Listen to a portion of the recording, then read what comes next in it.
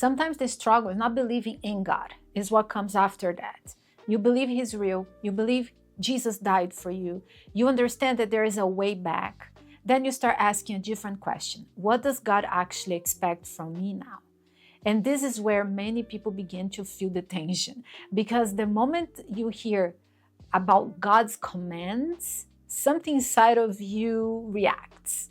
It feels like pressure. It feels like a limitation. It feels like your freedom is about to be reduced. And even if you do not say it out loud, the thought is there.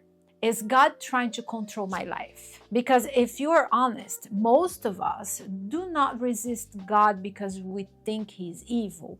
We resist because we are not sure if following Him will actually make our lives better. And that question matters more than you think, because how you answer that will shape how you respond to everything God says. If you believe God is holding something back from you, then every command will feel like a restriction. But if you begin to see that God is actually protecting something in your life, then everything starts to shift. Think about how this works in real life. No one likes limits. You do not like being told how fast you can drive. You do not like being told what you can and cannot do. You want freedom. But imagine a world with no limits at all. No traffic laws, no boundaries in relationship, no consequences for choices. At first, that sounds like freedom, but very quickly it turns into chaos. Because freedom without boundaries does not lead to life, it leads to damage. And we see this all the time. In relationships, when there are no boundaries, people get hurt. In finances, when there are no limits, people end up broke or in debt. In life, when there are no guardrails, things fall apart. So maybe the problem is not boundaries. Maybe the problem is how we understand them. And this is where we need to be honest. Many people see God's law as something negative, something restrictive, something that takes away joy. And if that is how you see it, it makes sense why you would struggle with it. Because why would a good God give you something that works against you? But what if that assumption is wrong? What if God's commandments are not there to take something away from you, but to protect something in you? Because this is not a new struggle. This goes all the way back to the beginning.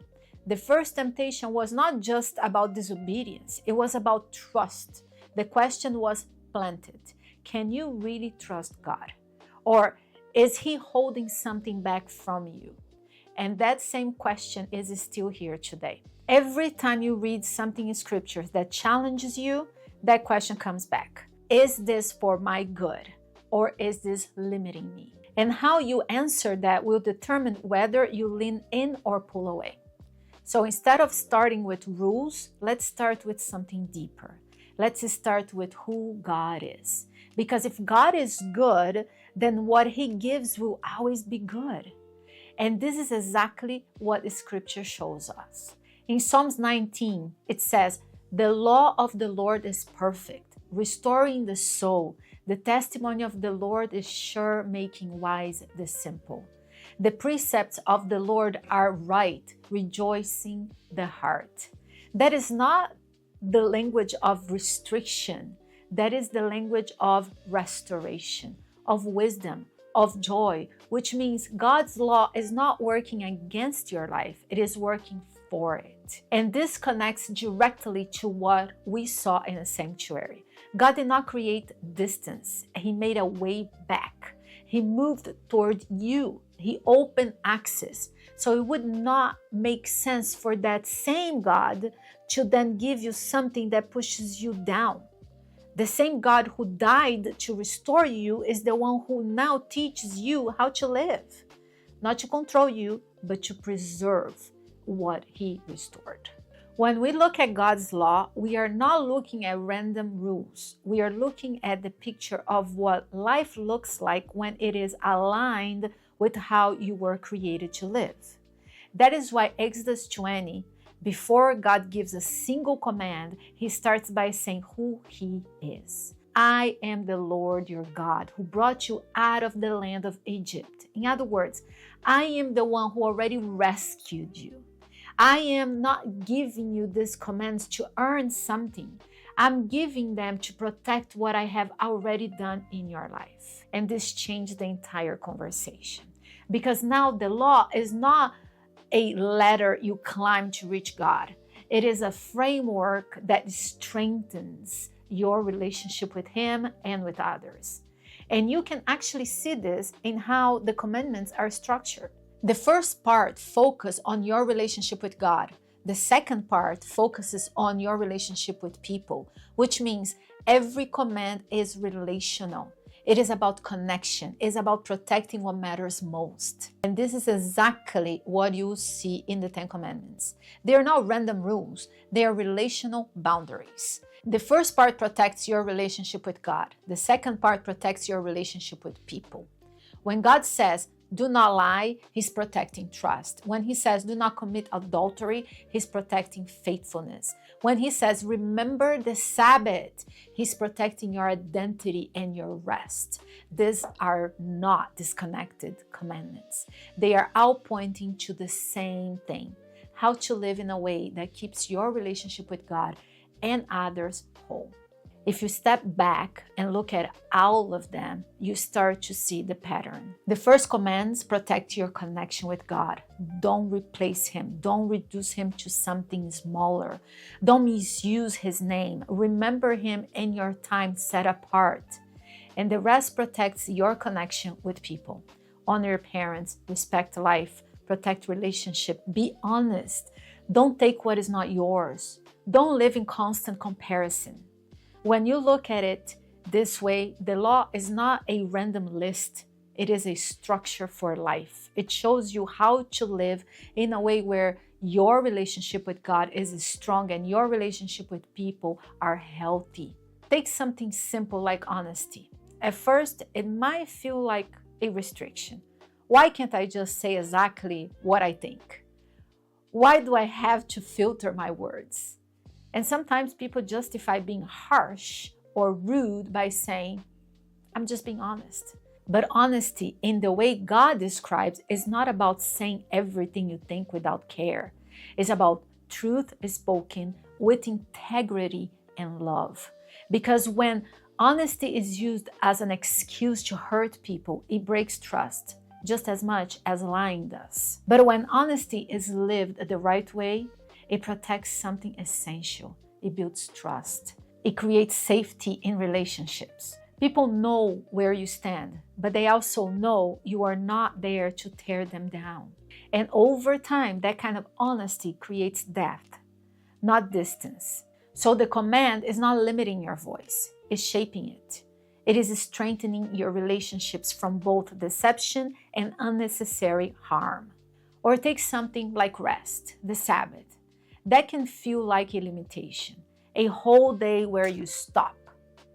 In a world that rewards constant movement, that feels uncomfortable. But what is God protecting?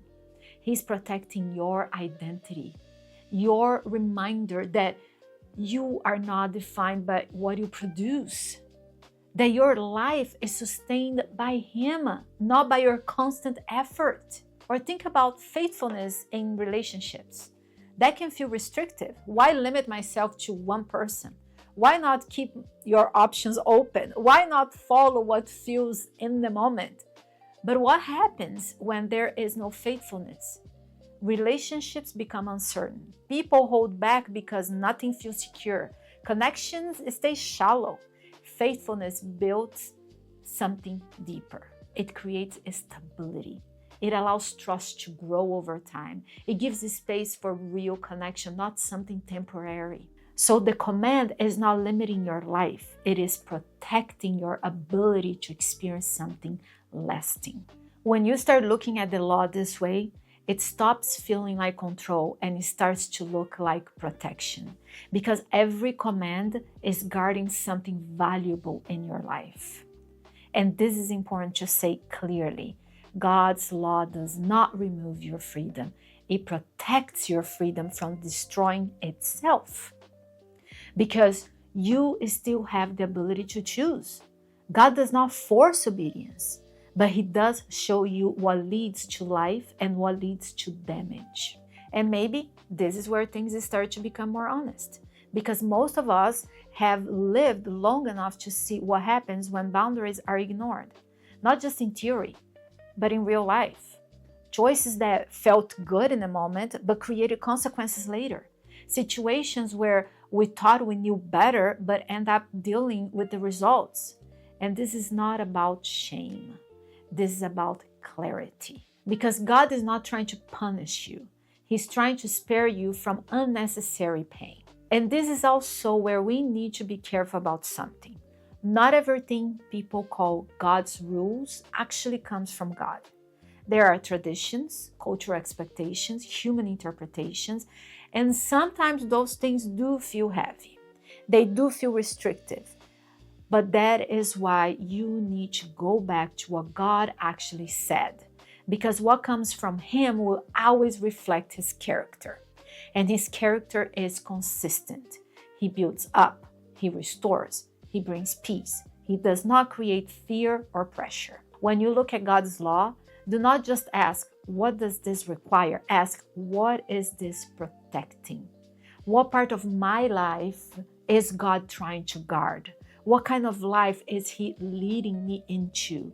Because at the end of the day, this is not about behavior first. It is about trust. Do you trust that God knows what leads to life better than you do? Do you trust that His way is not random but intentional? And this brings us back to something very important. You are not saved because you keep the law. You are saved by grace, period. Through faith that has already been made clear. But once you are in that relationship, the law becomes a guide, not to earn God's love, but to live inside it. Obedience is not about trying to prove something. It is a response. It is saying, I trust you, even when I do not fully understand, even when it feels uncomfortable. I trust that you are leading me somewhere good. And here is something that matters for you to hear. You will not do this perfectly. You will still struggle. You still make mistakes. But that does not remove you from the relationship. Because the same grace that brought you in is the same grace that keeps you. When you fall, you go back, you confess, you reset, and you keep walking. Not in your strength, but in His. Because God is not asking you to figure it out alone. Philippians 2:13 says that it is God who is at work in you, both to will and to work for His good pleasure, which means He's not only calling you, He's helping you, He's shaping your desires, He's giving you the strength to follow Him. This is not about putting more pressure on yourself. It is about learning to trust God's heart, letting Him reshape how you see His commands, not as something against you, but as something for you. And maybe this is where you need to pause for a moment. Because if you have been seeing God's law as something heavy, something restrictive, something that takes away from your life, this is your chance to see it differently. Not as control, but as care. Not as limitation, but as guidance. God is not trying to hold you back. He's trying to lead you forward into a life that is whole, a life that is stable, a life that reflects what you were created for. The question is not whether God's commands are good. The question is whether you trust Him enough to follow them. And next week, we are going to look at one command that challenges us in a different way. Not by asking you to do more, but by asking you to stop. Because even when you understand that God's ways are good, many of us still live under constant pressure to keep going, to keep producing, to keep proving ourselves. And God interrupts that. He gives us space to rest, not because you earn it, but because you need it. And we are going to talk about why that matters more than you think. But before we go there, stay with this. God's law is not there to restrict your life. It is there to guard the life He gave you. If you're watching this on YouTube and you wanted to be part of this live where we can actually talk and not just listen, check the description below. You will find the information there on how to join us live every week. Be part of the conversation. Don't just watch it. I wanted to see you next week. And for those that are here live, let's talk.